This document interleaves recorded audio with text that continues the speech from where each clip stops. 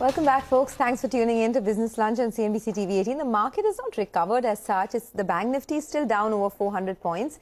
So you can say it's down but not out. The Prime Minister Narendra Modi flagged off the 5G era in the country on Saturday in the presence of telecom sector leaders Mukesh Ambani, Airtel Sunil Bharti Mittal and Vodafone Idea's Kumar Mangalam Birla.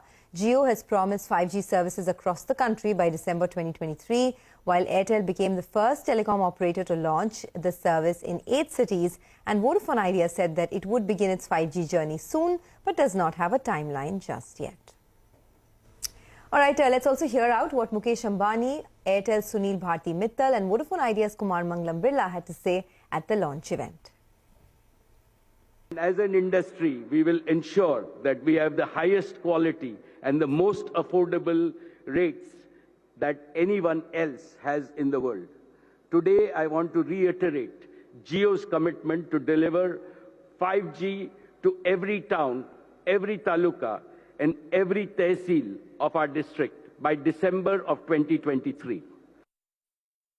मैं आपको यकीन दिलाना चाहता हूं कि भारती के सब लोग और एयरटेल के सब लोग पूरे जोर से, पूरी अपना हिम्मत से 5G को देश में फैलाएंगे और 2023 मार्च तक काफ़ी शहरों में और 2024 मार्च तक सारे देश में 5G का फैलाव करेंगे। और आज जब आप लॉन्च करेंगे इस 5G को, तो 8 शहरों में आज 5G एयरटेल की तरफ से उपलब्ध होगा।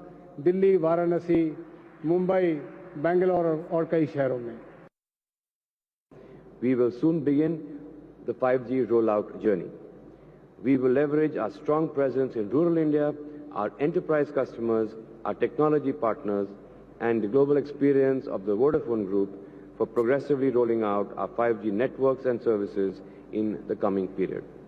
Today, we are greatly honored that our beloved Prime Minister will soon launch the VI 5G use case demonstration.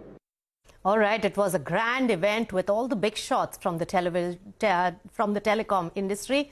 Well, my colleague Ashmit Kumar also caught up with Telecom Secchi K. Rajaraman to really understand the challenges that telcos will have to really contend with while rolling out the 5G services across the country. In fact, the ministry says that the groundwork has already been prepared for the 5G rollout in the country. Listen in.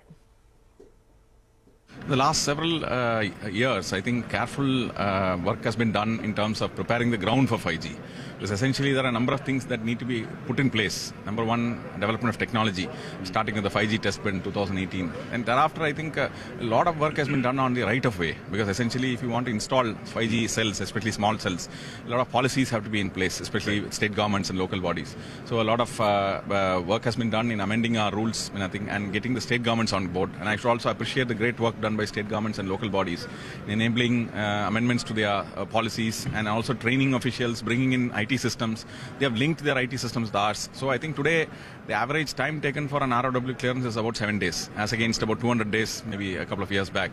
So that's the first thing. The second thing is that there also is a lot of work has been done on standards, and especially in development of standards. There's this 5GI which has got incorporated in release 17 of 3GPP mobile standards, but also in releasing standards which are required. So the TEC has worked on it. They have released when they are in the process of release of the standards. Similarly, there are security standards which are required for 5G. Sure. That also, I think 11 of them have been released, I think yesterday. So I think therefore a lot of work has been done. Similarly, I think there's need for skill development. So I think we have been intensely working with the Telecom Sector Skill Council in Sure. targeting the specific skills that are required for 5G. So a number of qualification packs have been developed for 5G in specific, and the training for the skills that are required is also on the way. Sure. So besides this, I think a lot of work has been done in unlocking spectrum. That is I would say the most significant, biggest achievement that's been done in the last several years. The spectrum has been reformed from other users and has been put to good use, and now the auction has revealed that the demand for spectrum is very, very live, and therefore we believe that there will be greater opportunities and demand for spectrum, and we are working on unlocking more bands as well, ma'am. So as far as the rollout itself is concerned, we were speaking to the minister. He said that we're looking at a capex of somewhere about 2.5 to 3 lakh crore rupees. These are very large numbers. The reason I ask this question is that even as we speak, one of the 3 companies is struggling to even meet its current dues. Do you think this will be a challenge, the size of the quantum of the investment that is now required? the capex that is required is left to the operators, because obviously they know what kind of technology they would deploy. I think as long as it's compatible with the standards. So they have all gone for different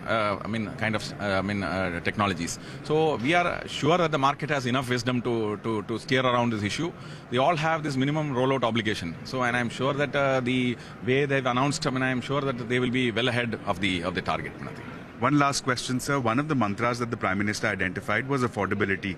Going ahead, do you see the cheap data that we have in the country, that trend continuing even with the introduction of 5G, or do you anticipate some degree of perhaps pricing premium, which going forward could be a result? No, see, at the end of the day, the government as a policy maker would want affordability as one of the foundations. So this is what the Honorable Prime Minister also mentioned.